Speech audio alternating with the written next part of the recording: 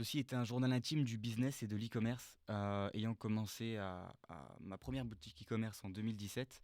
Aujourd'hui, on est en 2024 et j'ai lancé un tout nouveau projet qui n'a rien à voir, qui est un produit complètement créé maintenant de A à Z. Ça s'appelle Frenchy, c'est des boissons. Donc je fais cette chaîne YouTube pour faire tout simplement une sorte de journal intime du business. Voilà, c'est des boissons myrtille, pêche. C'est la fiole d'un e-liquide. C'est pas du e-liquide, c'est un concentré pour boisson. Tu mets un demi-bouchon dans 500 ml d'eau, tu as une super boisson sans sucre avec des minéraux et de la vitamine C. Je pourrais t'expliquer après à quoi ça sert. Je fais donc ça pour faire un journal intime du business. Je ne suis pas rentable sur le projet. Dans les 30 derniers jours, on a fait quelques milliers d'euros de chiffre d'affaires, 3800 euros, si je dis pas de bêtises, dans les 30 derniers jours, avec le lancement là, de Frenchy. Ça fait un an que j'ai lancé la marque H2O+. Euh, donc tu vois le logo bon, là qui est incrusté dans Frenchy. Mais c'est pas rentable et je veux faire ça en guise de journal intime. Voilà. L'idée c'est de partager ce que je fais, ce que je vais faire, mes réflexions, mes stratégies. J'ai eu une aventure, des aventures, on va dire, assez variées dans l'e-commerce. J'ai lancé des shops qui ont fonctionné assez rapidement dans les premiers mois, dans mon tout début, en faisant du dropshipping comme beaucoup. Aujourd'hui, je fais plus du tout de dropshipping depuis mon avant-dernière boutique. Euh, L'idée, c'est que c'était une boutique qui a très très bien fonctionné, qui existe toujours aujourd'hui. L'idée, c'est que L'idée, c'est qu'aujourd'hui, je fais un nouveau projet complet où voilà, c'est un produit qui est créé de A à Z. C'est un produit qui, moi, m'a d'abord marqué personnellement, un produit que j'ai d'abord créé parce que j'en avais besoin. L'idée, c'est que boire, c'est quelque chose qu'on fait pas très bien de base.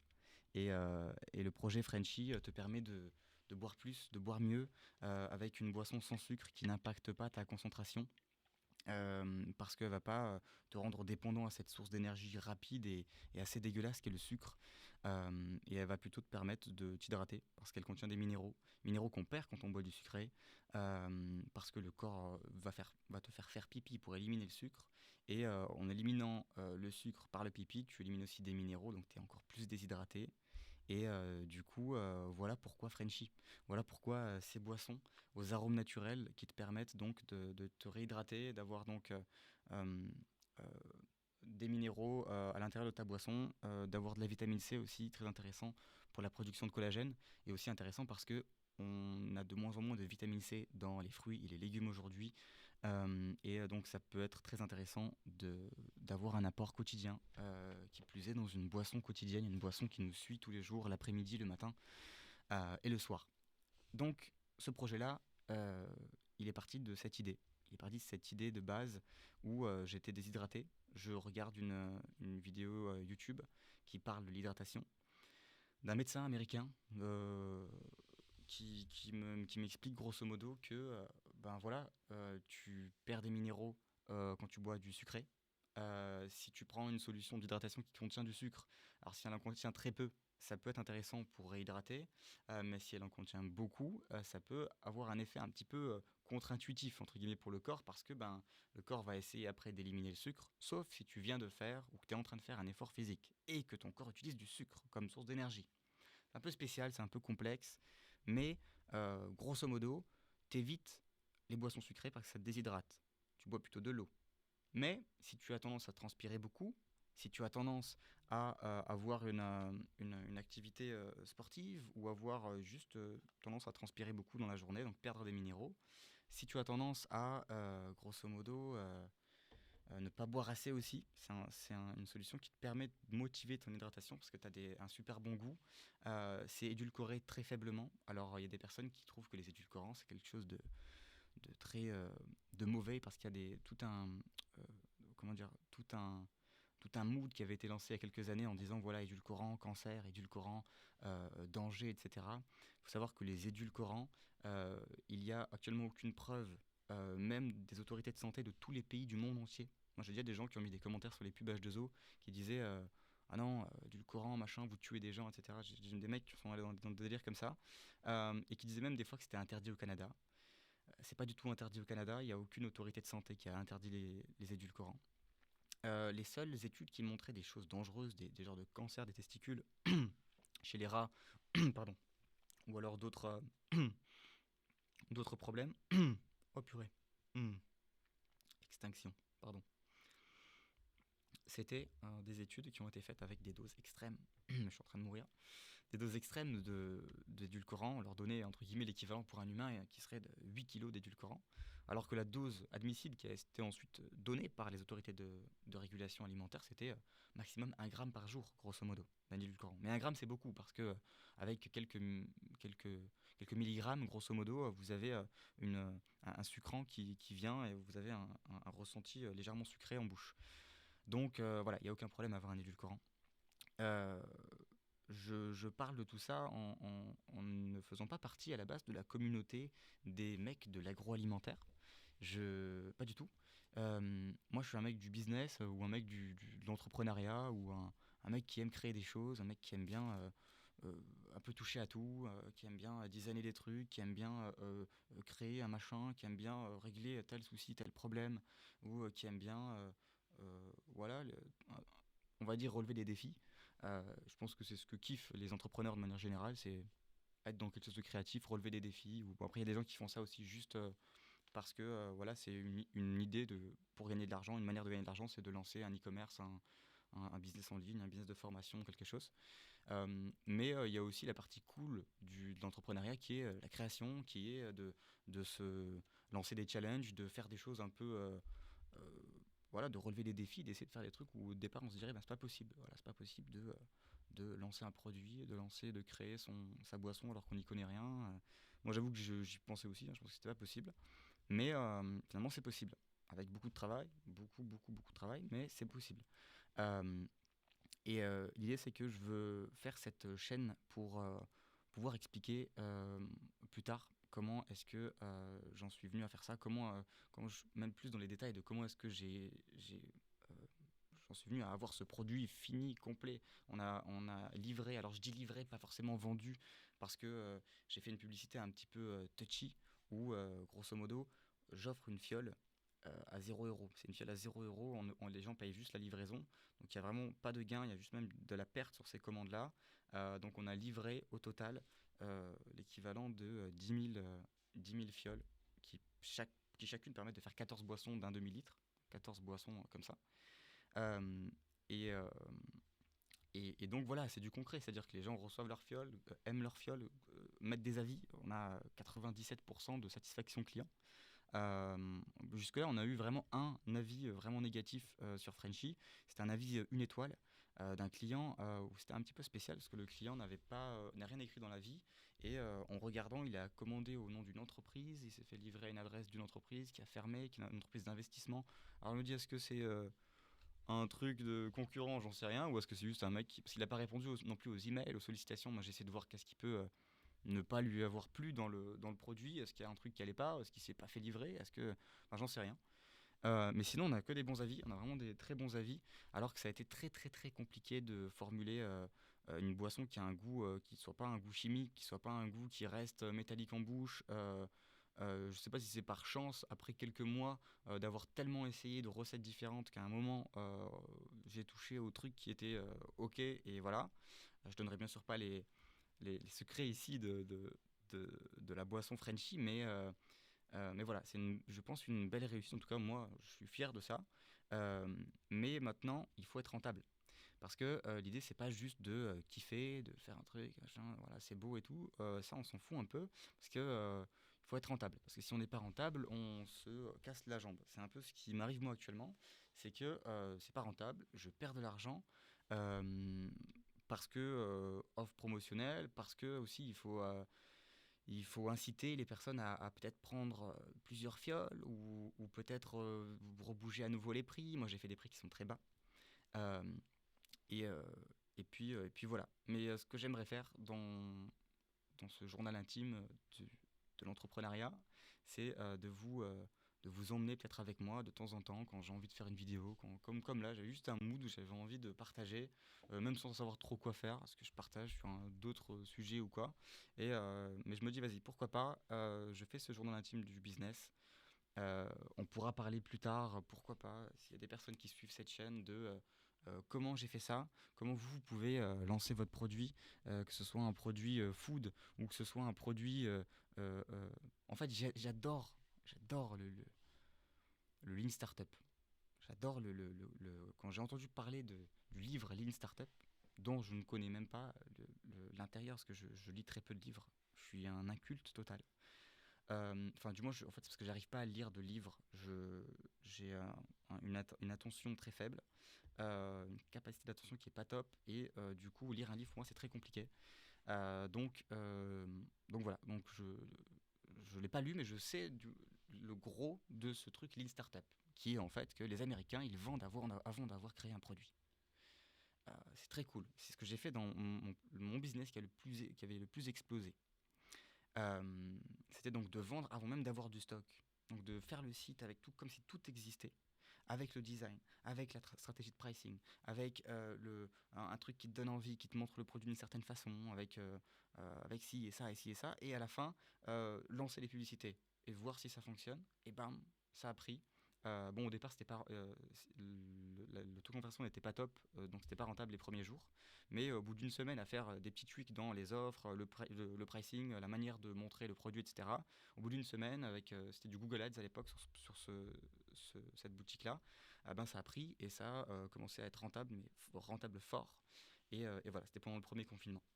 Ce qu'il y a, c'est que ici, ben, j'ai les mêmes problématiques. C'est-à-dire que je lance ce business-là, il faut que je trouve la manière d'afficher mon offre. Et il faut que je trouve la bonne offre aussi. Qu'est-ce que j'offre? Est-ce que j'offre un produit avec? Est-ce que je leur donne deux fioles achetées, une fiole offerte? Est-ce que je leur donne un prix différent? Est-ce que je leur donne est-ce que je dois faire plutôt des emails pour les chauffer? Est-ce que je dois leur offrir une fiole gratuite comme j'ai fait là? Personne ne croyait à ça d'ailleurs.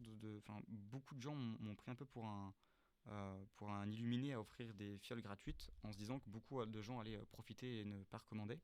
Là, il commence à y avoir des gens qui recommandent. Il commence à y avoir des personnes qui recommandent. J'ai pas exactement les pourcentages parce que le tracking de conversion, etc. est complètement pété sur Shopify. Je sais pas pourquoi. Moi, à l'époque, c'était pas le cas. Ça faisait 2 ans d'ailleurs que j'avais pas relancé de boutique Shopify et là c'est le cas. Donc il y a des fois où même la récurrence on peut pas trop bien la suivre. Le taux de conversion ça me note 4 alors que j'ai un taux de conversion de 8 ou 9 qui de base au départ était à 1,5, 1,2. C'était compliqué en fait de trouver. J'ai remarqué que en changeant un petit truc sur la fiche produit, euh, tout peut changer. Ça peut passer de x5 au taux de conversion à un taux de conversion éclaté au sol. À une chose près, à une phrase près, à un truc près. Euh, c'est un peu spécial. Et, mais il faut trouver. Maintenant, il faut trouver. Il faut essayer des choses pour essayer de voir qu'est-ce qui fait que ça marche, qu'est-ce qui fait que ça marche pas. Il faut faire en sorte que le panier moyen augmente. Ce que j'ai fait récemment, c'est-à-dire que j'ai fait des réductions de lot. J'ai ajouté, si vous connaissez, du coup, ben, j'imagine que ceux qui vont écouter ces longs pavés de vidéos ont une aventure Shopify, une aventure e-commerce, une aventure, voilà. Soit en ont une, soit sont en train d'en créer une ou veulent en créer une. Où vous devez sûrement créer l'idée des réductions par volume. C'est-à-dire, en gros, tu mets sur ton site, tu vas avoir, ok, une fiole, c'est 5,67 €. C'est le prix actuel aujourd'hui. 5,67 € pour 7 litres de boisson, 14 boissons. T'es à peu près à 85 centimes le litre, 45 centimes par boisson. 2 fioles, ah ben tiens, tu as moins 5%. Et à partir de 4 fioles, tu as moins 10%. À partir de 6 fioles, tu as moins 30%. Grosse promo et tout. Donc ça a permis d'augmenter le, l'AOV, la moyenne le montant moyen de commande, donc le panier moyen, le average order value. Et ça l'a augmenté pas mal, assez rapidement. Mais ce qui l'a augmenté encore plus, c'était d'offrir une bouteille. Donc, comme quoi, toujours l'offre. Moi, c'est ce que je m'étais dit déjà à l'époque avec mon tout premier site. Je m'étais dit que l'offre était importante. L'offre, c'est le truc le plus important. Parce que j'avais 18 ans, c'était en 2017. Je lance ma première boutique e-commerce avec Shopify, dropshipping. Et je vends, mais je suis pas rentable. Mais putain, je suis pas rentable et je teste, je ci, je ça, je change un peu avec des tout petits budgets pub. Hein, mais à l'époque, encore, les CPM étaient plus bas, donc la pub était moins chère. Donc on avait plus de marge. Quoi. Avec 10 € par jour, je pouvais y aller. On rigolait du fait que c'était un kebab par jour avec mes potes de l'époque qui étaient à l'école avec moi. Je venais de rentrer à l'école à Nancy. et voire même plus qu'un kebab par jour. En plus, moi, entre-temps, les kebabs ont augmenté autant que les pubs. Euh, et, euh, et du coup, euh, je m'étais rendu compte que j'étais pas rentable et qu'en changeant l'offre, je suis devenu rentable. C'est-à-dire en d'un coup, avec le même prix pourtant, hein, en faisant deux produits achetés, un produit offert, je suis devenu rentable. Alors que de base, je vendais ce produit avec un truc de volume qui disait ben, tu as moins 30% à partir de trois produits achetés en unité. Le lendemain, j'ai fait deux achetés et une offerte, alors que c'est la même chose, hein. C'est-à-dire que mathématiquement, en termes de pricing, c'est la même chose. À la fin, euh, 3% comment dire, moins 30%, ou, enfin, je sais plus là les calculs, hein, je vais pas rentrer dans le truc mathématique, mais ça faisait en gros le même prix par unité quand on achetait 3. Mais le fait de dire à partir de 3, tu as moins 30%, ça convertissait beaucoup moins de dire à partir de 2 achetés, la troisième elle est offerte. Et du coup, chaque produit était plus cher aussi. Et après, il y a aussi du coup une histoire de valeur perçue. Parce que le produit il est plus cher de base, mais tu en as une qui est offerte. Donc à la fin, tu as un prix par produit qui est correct. Alors que de base, quand tu fais par exemple, tu mets ton produit 20% moins cher et que tu mets moins 20% à partir de 3 achetés, ça marche pas. Voire même à l'époque, moi j'ai même pas ce truc de volume. C'est-à-dire que j'avais juste 3 produits. Enfin, j'avais mon produit qui était vendu 9 euros, j'ai n'importe quoi, ça vendait pas. Ok. Ensuite, avec des petits packs et tout, machin, avec 5-10%, 20%, 30%, ça vendait pas. Ou ça vendait pas assez, mais un peu mieux, mais pas assez. Et ensuite, en me disant, avec le même prix du coup de revient au final, voilà, deux achetés, un offert, boum, ça prend. Ça prend, taux de conversion qui double, et donc tu passes rentable. Tu passes de moins 10 euros par jour de profit, enfin moins 10 euros par jour de résultat net, à plus 20, avec 15 euros de pub par exemple. Et donc moi c'était la folie, 15 euros de pub, plus 20 euros, ok, c'est la machine illimitée. Je vais mettre 30 euros de pub, bam, bam, bam. Et du coup toi tu es là et tu remarques que c'est réel et que tu peux vraiment faire de l'argent avec l'e-commerce. Et donc tu te dis, bah tiens, c'est complètement fou, je continue, je scale et je suis dans ce truc. En plus j'étais dans des groupes à l'époque, e-com millionnaire, on disait, le but c'était de faire 1K day, c'est de faire 1000 euros par jour de chiffre d'affaires, c'était l'objectif de tout le monde. Euh, et donc ben, c'était mon objectif aussi, dont j'avais parlé à mes parents, qui, euh, qui peut-être n'y croyaient pas trop, même si bah, avec du positif quand même, hein, mais en se disant c'est quand même beaucoup, 1000 euros par jour, en plus par jour c'est pas par mois, donc voilà, tu viens d'arriver, en plus tu es à l'école, en même temps tu fais ton truc, c'est un peu, voilà. Mais ça l'a fait, les 1000 euros par jour on les a atteints. Enfin je les ai atteints, non je les ai pas atteints, pardon. J'étais à 250 euros par jour de chiffre d'affaires, avec du profit rentable, puis 300, puis 320. Et là, d'ailleurs, je sais même plus pourquoi, mais je vends la boutique. Je sais que j'avais une idée en tête, c'était que je voulais créer à ce moment-là. Moi, j'étais un peu dans la folie de ah bah tiens, ça marche, j'y vais. Donc je me suis dit, bah vas-y, tu sais quoi, je vais vendre. Comment dire, je vais créer maintenant. C'était la hype, c'était en 2017. Moi, à ce moment-là, je venais de vendre mon rig de crypto-monnaie. Parce que j'avais en 2017 commencé à miner de la crypto-monnaie. J'avais 17 ans, j'allais bientôt avoir 18 ans. Et j'ai vendu mon scooter moto, entre guillemets, à 50 cc de l'époque, 1500-1700 euros, je sais plus. Et j'achète avec ça un rig de crypto-monnaie. Parce que je vois les cryptos, je vois l'Ethereum à 70 euros à l'époque.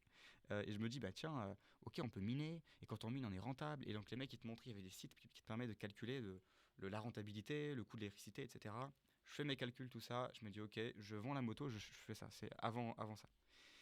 Et donc je vous explique ça parce que moi, 2-3 mois après, en plus, je peux pas continuer à miner parce que je prends mon appartement à Nancy, mais c'est pas très bien isolé et tout, donc je me dis, en plus, moi, je vais pas avoir un truc qui fait un bruit de malade à côté de moi. En dessous, il y avait des voisins, ça faisait un bruit de fou. Et je voulais le mettre chez ma grand-mère qui n'a pas accepté, donc je l'ai pas mis. J'ai commencé ma rentrée, je comptais le mettre, mais je savais pas trop où, comment, ni quoi. En plus, c'était le début de la rentrée, et surtout à ce moment-là, moi aussi, j'avais lancé mon e-commerce pendant que mes parents faisaient des travaux à la maison et tout. Enfin bref. Et donc entre temps, c'était en attente. Moi, je minais en plus. À l'époque, on pouvait miner avec ce que j'avais. On pouvait miner un Ethereum par semaine. Aujourd'hui, un Ethereum, ça vaut 2500 $. Donc, si je l'ai gardé, ça aurait été dingue. Mais tu sais pas. Surtout qu'en 2017, il y a eu à nouveau un crash. Puis, ça a commencé à remonter en fin d'année. Et là, boum, ok. Je revoyais la hype de la crypto. Je me dis, ok, les gens là, ils vont revenir là-dedans. Et je me suis dit, en fait, à la place de. Si vraiment j'y crois, vu que je venais de subir un crash en août 2017, je me dis, si vraiment j'y croyais, autant que j'achète de la crypto et je la revends. J'achète de la crypto et je la revends. Voilà, à quoi ça sert que je prenne mon rig et que je me fasse chier à miner alors que, en plus, les rentas, elles commençaient à être dans le rouge, puis après, elles repassaient un peu dans le vert, elles repassaient dans le rouge, la rentabilité d'un rig de crypto-monnaie. Donc, c'est aussi pour ça que je l'avais arrêté. Euh, Enfin, mis en pause. Et après, je l'ai vendu. Donc, je l'ai vendu. Mais entre-temps, j'ai lancé un business e-commerce que j'ai commencé à développer donc, l'été. Donc les marchés crypto se crachaient et moi je voulais lancer un autre business, je voulais continuer à gagner un petit peu d'argent pour avoir un peu d'argent de poche. Et du coup je lance un peu de trucs d'affiliation, je tâtonne affiliation, un peu tout le monde, je pense que tout le monde a fait ça, surtout encore plus à l'époque. Maintenant on parle plus trop d'affiliation, mais enfin, il y en a quand même, mais c'est un peu moins qu'à l'époque. À l'époque c'était affiliation 90% et c'était le début où on commençait à peine à parler d'e-commerce en dropshipping. Et je tombe sur une vidéo d'un mec qui explique ça, boum, ok, hop, ce que je fais, c'est que je me dis, ben, tiens, je vais lancer ce shop. Et je vais lancer un shop sur tel truc. C'était pas du tout ce qu'il fallait faire en plus. Je voulais lancer un shop pour devenir youtubeur, etc. Je m'étais dit, c'est un truc où on peut. Moi, dans ma tête, c'était l'idée de l'e-commerce. À la base, c'était achat-revente. C'est-à-dire, on achète un truc, on revend. C'était pas de partir sur un truc qui cartonne, de calculer les taux de conversion et tout. C'est j'achète un truc, je fais un shop où si tu veux devenir youtubeur, tu vas dessus, tu trouves des micros pas trop chers, je l'achète 20, je le vends 40. Ensuite, tu trouves des lumières, etc. Peut-être ça aurait pu marcher, j'en sais rien. Mais je commence ça, puis je fais un autre truc, puis un autre truc, puis un autre truc. En un mois, 2 mois. Puis après, un moment, je fais un multi-site. Après, je fais des accessoires. Mais en fait, il y a plus de marge quand même sur les bracelets. Je vends des bracelets. J'arrive pas à vendre des bracelets. Parce que je me dis que c'est compliqué comme de vendre des bracelets, de faire de la pub pour les bracelets, enfin bref. Et après, qu'est-ce qui se passe? C'est que je lance donc ce site-là qui marche, mais au bout de 2-3 mois. Donc quand même assez rapidement. Après avoir lancé, pas testé non plus trop de produits. Euh, et donc je fais 300 € par jour et là je vends, je suis tout seul à la base, et je vends ce business. Il y a un mec, et donc je le vends parce que moi je vois la hype de la crypto. Moi je gagne de l'argent, je gagne peut-être que j'arrive à dégager 1005 de profit dans le mois. Je pourrais continuer à scaler, mais déjà ça commence à demander un petit peu de fonds et tout, mais j'aurais pu continuer à scaler, mais je me dis, je vais le vendre. Je vais le vendre, je sais pas moi, pourtant ça me faisait 1005 par mois, mais je me suis dit, je vais le vendre 5000, 6000 €. Pour moi c'était gros, j'avais jamais gagné 5000 €. Pour moi c'était dingue, 5000 €, c'était la folie, j'étais riche. Je vends ce site, je suis riche. Moi c'était ça dans ma tête, hein. J'ai 18 ans, je j'ai jamais touché 5000 balles, quoi. Et je vends ce shop. Et je me dis, si j'ai 5000 balles, ok, là, je vais pouvoir créer un truc. En plus de ça, il y a la crypto. Et j'apprends à ce moment-là l'existence du POD. Donc le print on demand, c'est le fait de pouvoir imprimer des t-shirts à la demande. Et je me dis, bah, je vais lancer un POD. Donc c'était pendant que mon premier site venait de marcher. Je vais lancer un POD sur donc l'impression à la demande de t-shirts. Et je vais faire des t-shirts Ethereum, Bitcoin, machin. En gros, je me suis dit, bah, je vais aller sur Photoshop et je vais designer des trucs avec une genre de machine à sous où dans la machine à sous, il y a des logos Bitcoin et pas des logos de casino. Ensuite, je sais pas moi, je suis fan d'Ethereum, mais un truc avec des trucs un peu plus stylés quand même. C'était pas mal stylé ce que j'ai fait. Enfin, en tout cas pour l'époque, puis en plus c'était mes premiers designs et tout. Moi j'ai toujours aimé designer des trucs depuis que je suis petit. Et, euh, et donc je fais ça. Et je vends donc ce site, hein, je le vends. Et le mec qui le rachète me demande c'est quelqu'un avec qui je me suis associé ensuite par la suite, dans les années qui ont suivi. Mais on s'est aussi associé dès le départ. C'est-à-dire qu'il souhaitait que je continue à gérer le marketing. Parce qu'au moment où il rachète le site, bien sûr, il avait un petit peu peur que peut-être ça fonctionne pas, ou voilà, il a quand même mis 5000 €. Et donc moi j'ai fait le suivi pendant 2 semaines, et au bout de 2 semaines il me dit, ben écoute, peut-être qu'on devrait s'associer, on s'en fout, on fait 50-50, mais voilà, j'ai besoin de quelqu'un qui peut gérer. Moi, je connais rien du tout. Si tu veux, tu peux gérer ça. Tu gères le marketing, tu gères les pubs, tu gères peut-être le lancement d'autres produits, j'en sais rien. Mais voilà. Puis moi, je, toi, tu auras le paiement du site, plus le profit. Au moins, voilà. Je suis pas seul dans la jungle, quoi. Et moi, je le fais. Je me dis, ben ok. Au départ, j'hésite parce que je me dis, ben du coup, est-ce que je vais prendre du temps sur ça, mais en même temps, mais je le fais quand même. Et donc je le fais et on scale du coup ce site-là, entre-temps, qui monte à 1000 € par jour. Donc on les atteint, ces 1000 € par jour, pendant le Noël, etc. J'étais super content. Et moi je développe le site sur les crypto-monnaies et ça marche pas trop. D'ailleurs, je sais pas pourquoi je parle tellement. De toute façon, c'est un journal intime, donc j'ai le droit. Mais